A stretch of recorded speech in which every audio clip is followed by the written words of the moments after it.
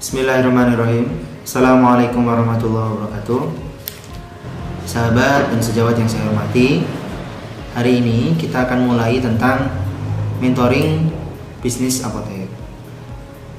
Ada beberapa hal yang ingin kita pelajari di sini dalam acara mentoring ini. Beberapa hal itu akan saya bagi menjadi beberapa bab. Bab pertama yang akan kita bahas adalah tentang fundamental bisnis apotek. Fundamental bisnis apotek ini adalah hal-hal yang harus kita siapkan sebelum kita memulai bisnis apotek hingga kita melaksanakan atau mengelola operasional bisnis apotek. Fundamental bisnis apotek ini perlu untuk kita bahas, wajib untuk kita ketahui dari awal. Sebagaimana sebuah bangunan, sebuah bangunan itu kalau tidak ada pondasinya, maka bangunan itu akan mudah runtuh. Maka fundamental bisnis apotek ini harus dipersiapkan sejak awal. Apa yang terjadi kalau fundamental bisnis apotek ini tidak ada atau tidak kita siapkan? Yang pertama, bangunan bisnis yang sudah kita bangun. Apa yang terjadi kalau fundamental bisnis apotek ini tidak kita bahas atau tidak kita siapkan? Yang pertama, bangunan bisnis yang sudah kita bangun bisa jadi akan ambruk atau gampang goyah oleh berbagai macam goncangan yang ada. Mulai dari supplier yang tidak ada, keuangan yang amburadul, karyawan yang tidak komitmen, termasuk hadirnya kompetitor baru di sekitar lokasi bisnis apotek kita. Yang kedua, kalau kita tidak mempelajari, tidak bahas fundamental bisnis apotek ini, kita sebagai pribadi maupun kita sebagai anggota tim tidak akan mampu melewati segala hambatan yang ada dalam proses bisnis kita. Kalau kita niat bisnis itu niat yang baik, maka biasanya niat yang baik itu tidak mudah.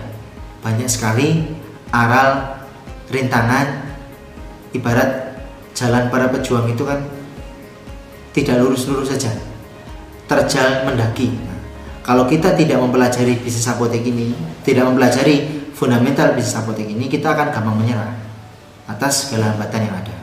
Yang ketiga, kalau kita tidak belajar, maka waktu yang sudah kita lalui itu akan terbuang percuma, dan bisa jadi kesalahan yang telah kita lakukan dilakukan juga kembali oleh karyawan kita maupun dilakukan oleh generasi penerus bisnis kita. Maka fundamental ini harus kita pelajari. Ada 9 fundamental bisnis. Yang pertama tentang visi misi bisnis apotek, yang kedua value bisnis apotek, yang ketiga lokasi, yang keempat legalitas, yang kelima keuangan, yang keenam human resource atau sumber daya manusia, yang ketujuh supply chain management atau product planning dan inventory control, termasuk di dalamnya purchasing atau pembelian, yang kedelapan kepuasan pelanggan, yang kesembilan 3 hal utama: marketing, selling, dan branding. Nah, pertanyaan pertama, apakah 9 fundamental ini harus urut? Ya, saya katakan iya. Sebab sebelum kita bicara soal marketing, selling, branding sebagai fundamental yang terakhir, visi misi kita harus jelas dulu. Kita mau ngapain? Value kita harus jelas. Lokasi kita harus pas. Kalau kita mau pakai lokasi yang seperti apa, mau didatangi pembeli atau mendatangi pembeli. Legalitas kita juga harus benar. Jangan kita sudah marketing tapi legalitas kita keliru atau legalitas kita tidak sesuai. Itu akan menjadi bumerang bagi bisnis kita. Terus bidang keuangan, marketingnya jalan bagus tapi keuangannya amburadul, sellingnya bagus, keuangannya tidak bagus, ya akhirnya bocor di mana-mana. Jangankan mendapatkan profit atau menambah jumlah aset, modalnya pun bisa jadi tidak kembali. Human resource juga. Sebelum kita bicara branding, selling, marketing, kita juga bicara dulu, harus selesai dulu soal SDM-nya. Nah, kalau SDM-nya nggak komitmen, bisa jadi kita sudah buat produk yang bagus, dia jual sendiri dengan merek dia sendiri, kan begitu. Supply chain management juga, kepuasan pelanggan juga. Jangan sampai misalnya kita sudah menduplikasi bisnis kita, ya, tapi ternyata kepuasan pelanggan tidak tervalidasi, akhirnya tidak akan mendapatkan hasil yang maksimal. Nah, yang pertama yang akan kita bahas adalah tentang misi dan visi bisnis apotek. Misi dulu atau visi dulu? Kalau saya misi dulu, karena misi itu alasan keberadaan. Misi itu alasan kenapa kita bisnis. Kalau Mas J cerita tentang fundamental pondasi bisnis berkah, saya juga menyampaikan hal serupa. Bisnis berkah ini yang sedang kita kejar, misi kita. Hadirnya kita di apotek, hadirnya kita di bisnis ini itu untuk apa? Untuk menambah rame-rame saja, atau kita membawa misi khusus terkait dengan diri kita? Personal mission, family mission, business and professional mission, kan begitu. Kalau saya pribadi, misi saya adalah hadir apotek untuk membantu masyarakat mendapatkan pelayanan pengobatan mandiri secara benar, aman, dan bertanggung jawab. Itu yang jadi proses saya. Kenapa? Karena masyarakat melaksanakan pengobatan mandiri tapi tidak aman. Mereka mendapatkan obat secara tidak aman. Mereka juga tidak benar. Mengapa? Karena mereka mendapatkan obatnya bukan berkonsultasi dengan apoteker. Dan ada juga banyak yang melaksanakan apoteker yang melakukan hal serupa, tapi saya merasa saya masih harus hadir untuk menjalankan bisnis ini. Kenapa? Karena tidak semua apoteker bertanggung jawab. Masih banyak beberapa apoteker yang cukup jualan saja, tidak membangun ekosistem bisnis yang baik terkait dengan apotek itu sendiri.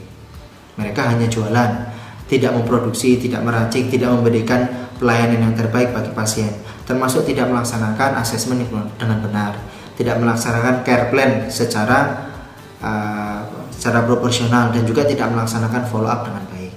Nah, saya berharap saya hadir menjadi salah satu bagian dari sekian banyak apoteker-apoteker yang akan membantu masyarakat melaksanakan pengobatan mandiri secara benar, aman, dan bertanggung jawab. Saya berharap sahabat-sahabat pun juga akan melakukan hal serupa, melayani pasien secara aman, benar, dan bertanggung jawab, sehingga kebaikan ini akan terus mengalir. Meskipun saya sudah tiada, pahalanya insya Allah tetap menjadi pahala bagi kami sekeluarga.